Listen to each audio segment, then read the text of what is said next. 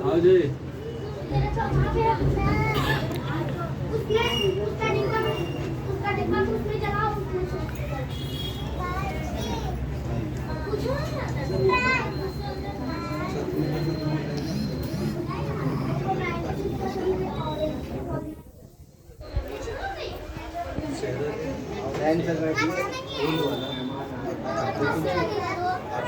मंगा लेंगे बाहर जाए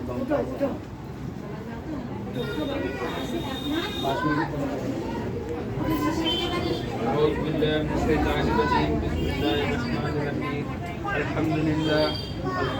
الذي جعلنا من المتمشقين سلطانك منبر سلوني منبر سلوني أمير المؤمنين سلطانك أولياء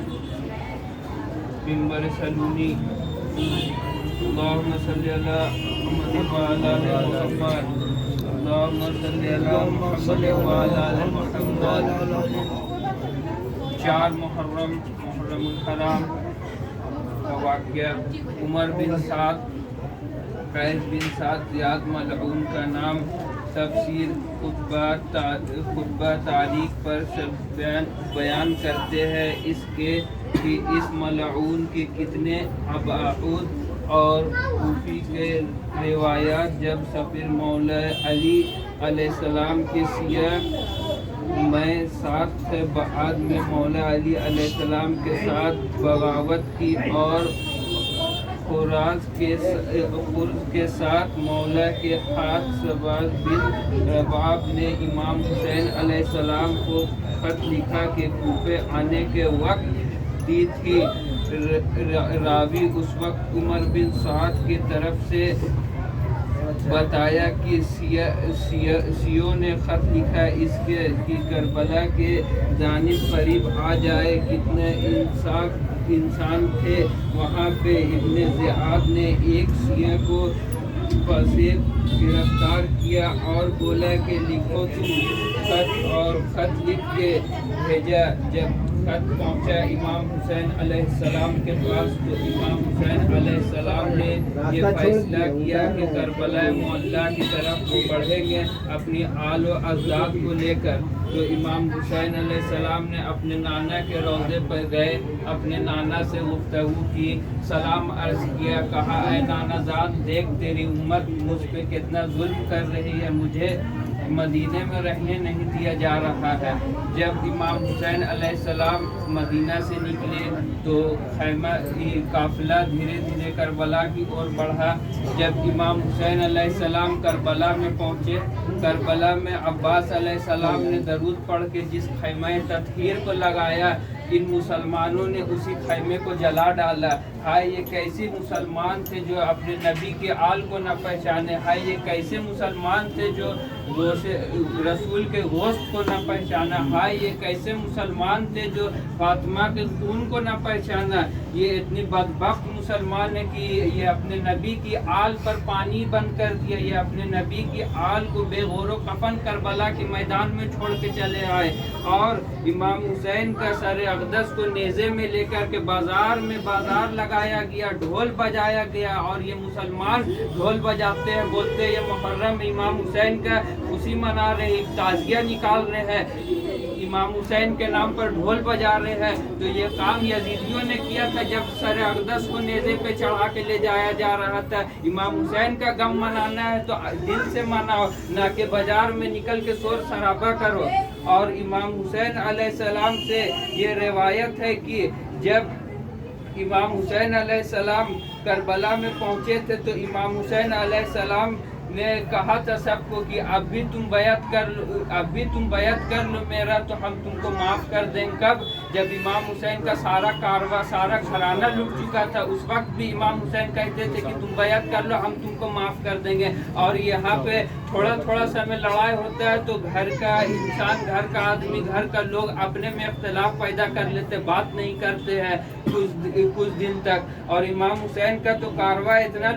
पूरा ख़त्म हो चुका था, घर बार हर कुछ ख़त्म हो गया था, फिर भी इमाम हुसैन अलैहिस्सलाम कहते थे कि तुम बैत करो, हम माफ़ कर देंगे। उसके बाद इमाम हुसैन अलैहिस्सलाम का जब नेज़ा वाला सर लेके चला,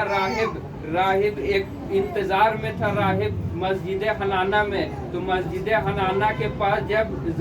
खोली मलऊन लेके इमाम हुसैन का नेज़ा वाला सर पहुंचा तो बोला यहाँ मस्जिद हनाना में क़याम करो। तो जब इमाम हुसैन अलैहिस्सलाम का और उनके आल का सर मुबारक को मस्जिद हनाना में क़याम किया गया तो खोली मलऊन ने कहा इस सारे सर को दीवार से लगा दिया जाए। तो इमाम हुसैन अलैहिस्सलाम का सर एक कोने में लगा दिया गया। तो एक राहिब था, तो राहिब इंतज़ार में था, उसको उनके बुजुर्गों ने बताया था कि यहाँ से किसी नबी का या किसी इमाम का गुजर होगा तो मैं उनके ज़ियारत से मुशर्रफ होऊंगा। तो वो राहिब जो था तो इंतज़ार में था, तो देखा कि आया, तो राहिब गया इमाम हुसैन का सर अक़दस के पास। इमाम हुसैन का सर अक़दस से पूछा कि ऐ सर अक़दस ये बता तू कौन है। तो गायब से आवाज़ आई, मैं रसूल मोहम्मद सल्लल्लाहु अलैहि वसल्लम मोहम्मद अरबी का नवासा हूँ, मैं अहले बैत में पंजतन में मैं इमाम हुसैन हूँ, मुझे पहचानो। मैं वो हूँ जो मुबाहले में अपने नाना के साथ गया था, मैं वो हूँ जो मैदान मुबाहले में अपनी माँ के साथ गया था। तो उस राहिब ने कहा या सरकार आप बताएं कि आपका हाल ये कैसे हुआ। तो इमाम हुसैन ने बताया कि इन मुसलमानों ने मुझे जुल्म कर बेखता जुल्म शहीद कर दिया गया, बेदर्दी से शहीद किया गया, बिना पानी का शहीद किया गया। मेरा 6 साल का नन्हा सा असगर, 6 महीने का असगर को बिना पानी का शहीद कर दिया गया। मेरे घर बार को की सरों से रिदाएं छीन ली गई। तो राहिब जो था वो निकाला अपना हिरन का खाल, और अब हिरन का खाल में इमाम हुसैन अलैहिस्सलाम का सर अक़दस का तस्वीर हूबहू उतारा और उस सर से देखा कि बहुत नूर बर्पा हो रहा है। तो उस जब नूर देखा बर्पा होते हुए तो इब्न ज़ियाद मलऊन आया दौड़ते हुए। खोली मलऊन ने कहा कि ये क्या हो रहा है। तो राहिब ने कहा ये जिसका तुम सर लाए वो तुमको पता चल जाएगा। उसके बाद फिर सुबह हुई, तो सुबह क़याम करने के बाद निकला तो यजीद के दरबार पहुंचा इमाम हुसैन अलैहिस्सलाम का सर अक़दस को लेकर के सब काफ़िला। तो वहाँ ढोल बजाया गया था, वहाँ पर शराब का महफिल लगाया गया था। और वहाँ पर जब इमाम हुसैन अलैहिस्सलाम का सर अक़दस को लेके गया तो सिमर ने पूछा आए खोली क्या इमाम हुसैन अलैहिस्सलाम का सर यही है। तो यजीद के पास लेके गया तो यजीद पूछा सिमर से आए सिमर क्या तूने तेज धार आले से इमाम हुसैन का सर कत्ल नहीं किया था। तो सिमर ने कहा कि ऐ यजीद तुझे कैसे पता। बोला इनके कटे हुए गोश्त बता रहे हैं कि इनको तेज धार आले से कत्ल नहीं किया गया। तब इमाम हुसैन अलैहिस्सलाम का सर बाल मुबारक को अपने हाथ से पकड़ के और अपनी कमर से खंजर निकाल के गोश्त झाड़ना चालू किया था। जब इमाम हुसैन अलैहिस्सलाम का तो वो राहिब एक सहाबी वहाँ पर मौजूद थे रसूल का, तो सहाबी उठाए वो गोश्त को और बोले ऐ यजीद ये तू क्या कर रहा है, ये पहचान ये गोश्त रसूल है, ये रसूल का गोश्त है, ये अली का गोश्त है, ये फातिमा का खून है। मुसलमानों पहचानो इमाम हुसैन अलैहिस्सलाम का मकाम क्या है, पंजतन का मकाम क्या है, अहले बैत का मकाम क्या है। ना कि यहाँ तमाशा लगा देने से, यहाँ ढोल बजा के नाच लेने से या ताशा बजा लेने से ये हुसैनियत का पैगाम ऐसे जाहिर नहीं होता है। अल्लाहुम्मा सल्ली अला